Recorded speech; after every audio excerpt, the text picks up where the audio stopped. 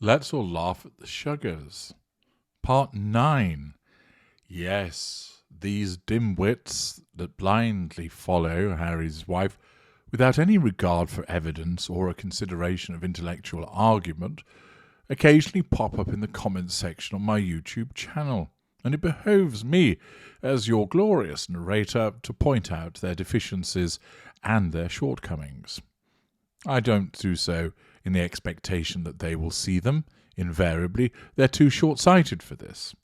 But instead, to allow you to be entertained at the nonsense that they spout from their fingertips, and, of course, to relish the delicious smackdown that comes from the ultra.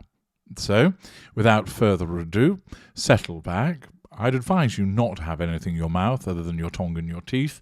Remove any foodstuffs, and certainly don't be drinking any beverages whilst you're listening to all of this, as there's a very good chance you may either choke or spray them all over your screen, and that really wouldn't do, would it? So with that warning issued, it's time to laugh at the sugar lumps. Here we go. First up, we have Michelle Trunks. I wonder if she's the sister of Eddie Trunks. You all know who Eddie Trunks is. He was the kid at school that would wear his trousers too high, up over his stomach, a la Simon Cowell style, and everyone would yell, "Look, there goes Eddie Trunks." I wonder if Michelle wears her not inconsiderable knickers too high on her waist. Anyway, what does she have to write? I'm really not been watching these, but I'm a bit confused. That doesn't really surprise me, Michelle of the Trunks. And concerned about the fact that you may have a massive hate for her to the point of how much effort you take into talking about her, but the way that you are speaking is that you sound like a crazy person who has massive issues within yourself. You sound infatuated, and using the ginger words makes you come across as disrespectful discrimination against people with ginger hair play. School kids would usefully act in that way as they don't know any better, but seems to me you live a lonely life if you have so much time to attack people that you don't like. You obviously want the clicks, but I'm not interested in hateful things. There now follows a message from the Campaign for Punctuation. Hello, my name is Mr. Smart, and I'm from the Campaign for Punctuation. Our censors have just picked up an appalling instance of a lack of punctuation, and therefore one of our grammar punctuation squads has been dispatched to off Michelle Trunks to ensure that she never offends the airwaves or pieces of paper with her rambling, punctuation-free, word-salady nonsense ever again. This has been an announcement by the Campaign for Punctuation. Thank you for listening. Well, there we have it. The Campaign for Proper Punctuation getting involved as a consequence of that nonsense that was spouted from Michelle Trunks. Try and make sense of it if you wish, but ultimately we have to ask questions such as, what does she mean by using the ginger words? I think she means just the ginger word. But the ginger words, what like? Fanta pubes? Ginger nuts? Carrot top? Is that what she's referring to? And it's disrespectful discrimination against people with ginger hair. No, it's simply a description of describing him as ginger. We might have said strawberry blonde, or possibly even Titian, but we didn't. We went with ginger. The fact is, Michelle, I don't have a lonely life. When I'm on my own, I choose to be on my own, and there's lots of people that want to spend time with me. And it's not a case of attacking people. It's quite simply a case of pointing out their behaviours. But you claim you're not interested in hateful things. Yet what do? You come across spouting unpleasantness towards me. You assume that I have a massive hate for her. No, I don't. And the fact is, you think that I sound like a crazy person. I would wager a not inconsiderable sum of money that if you were to place something that I've written next to what you've written, that 100% of people would then vote that you're the crazy person and I'm not. Furthermore, your comments about gingerness I've already dealt with, and the fact is that you're the individual that comes along making accusations about me in the style of the sugar, which of course demonstrates that you don't know me at all. But of course, you think that you're entitled to pass comment on me, yet criticise me for passing comment on Harry's wife. Do you see what that makes you, Michelle of the Trunks? Makes you a hypocrite. Here comes Penny Furr. You are obsessed. Sugar alert. You can't cover anything but Harry's wife and Harry. Really? I can't cover anything but Harry's wife and Harry. You see, they make it so easy for me to demonstrate their idiocy. Only in the course of yesterday, there was a video about Hilaria Baldwin, and then one about destroy emotional thinking, and then another one about Hilaria Baldwin, and then there was one about the pastor, Kenneth Copeland, under the narcissist stare. Then there was one about Alec Baldwin.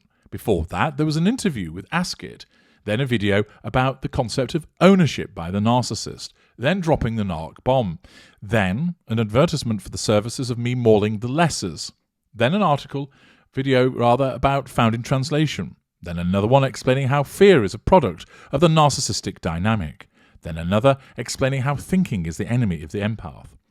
Then there was the provision of the early warning detector. Then there was more about Alec Baldwin.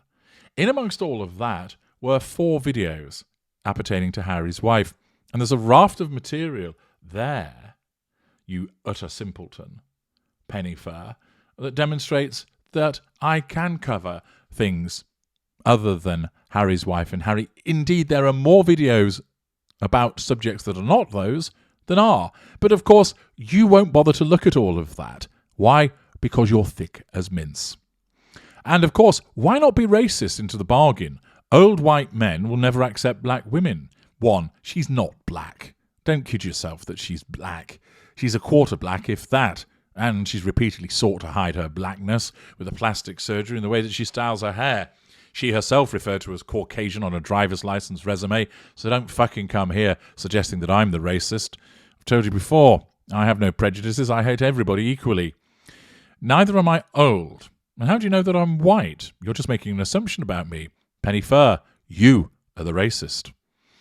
Next we have 3-in-1 Sun Moon. H.G. Tudor. Well, at least they've got their name right. 2023 will not be good for you if you do not stop tell lies about Harry's wife. Once again, inability to spell her name correctly and poor grammar.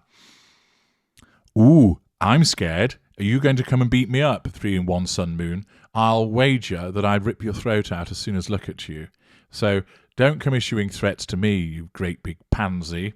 I know exactly your type. Now we have Vanessa Rare. In a cult, damaging disclosures, low cognitive function. Evidently quoting from what I have explained in one of the videos. Are you for real? Oh, hell yeah, Vanessa Rare. I'm real. I am real. You better believe it. How do you know? How do I know I'm real? Well, because when I look in the mirror, I can see this ruggedly handsome chap looking back at me by the name of H.G. Tudor. That's how I know I'm real. Or would you mean, how do I know that they're in a cult? Because of my expertise. How do I know they're damaging disclosures? Because I'm intelligent enough to assess them. How do I know the individuals of low cognitive function? Because he exhibits the same level of cognitive function as you, and therefore it must follow that it's low. Where's your reference? My expertise as a narcissist and the thousands of videos that I've done about the subject. You're just a talking head, mate. Well, everybody talks from the head, don't they? So what are you trying to suggest there? Rah, rah, rah, rah, rah. You actually sound like the child that you are by doing that. Your dumb bias opinion. Okay, backed up with what? Or backed up with what? Fresh air troll. You came to write in these weird hyokas. But the point is this. It's backed up with evidence. Not that you bother to watch, because you have the attention span of a beetle. Instead, if you actually bothered yourself to review the material that I actually talk about, and you'll see the vast quantity of evidence from a variety of sources, you see that's where I get my conclusions from. Unlike you, I actually think about what I have to write and what I say. You don't. You just flap your gums, and out comes a diatribe of utter banal nonsense, making you, Vanessa Rare, look like the stripy-faced clown that you are. Next we have Cheryl Hardiman. This is a load of crap. Well, you're perhaps being a bit harsh upon yourself, but I'm inclined to agree with you if that's a judgment on what you've written. I will never subscribe to your channel. Oh dear, how my life is now so much worse that Cheryl Hardman hasn't subscribed to my channel. Oh dear, what will I do with the other 166,000 subscribers and rising just because Cheryl Hardman won't subscribe to my channel? Boo fucking who. People are getting tired of the constant harassment of Harry's wife. No, they're getting tired of her keep appearing. Is there, misspelt, not a decent journalist in Britain, mispunctuated. Once again, Cheryl, you tick the boxes for being a sugar in terms of your blind faith towards Harry's wife and your inability to spell and to use punctuation. There are plenty of decent journalists in Britain, and I'm quite content for you not to subscribe. There are plenty of excellent people who do. Dana Starnick, I can't listen to this nonsense anymore. Oh, okay. How do you determine it's nonsense? Are you listening to a tape recording of something you've said? House of Windsor is using all the dirty techniques it can think of to undermine Harry and Harry's wife. Leave them alone. Another klaxon there for a sugar saying, you pitiful specimens. So once again, a sugar coming along and judging everybody as a consequence of judging them by their own standards, of course, and determines that it's nonsense, but I'll bet that Dana Starnick has barely listened to 1 or 2 videos before jumping to a conclusion, because that's what the sugars do.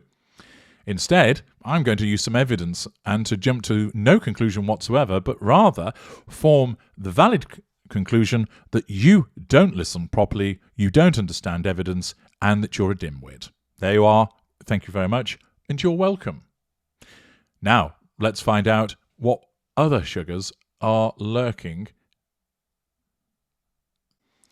Thank you for demonstrating your sugar status and enabling me to point out to my valued and educated viewers that sugars continue to demonstrate what utter clowns they are.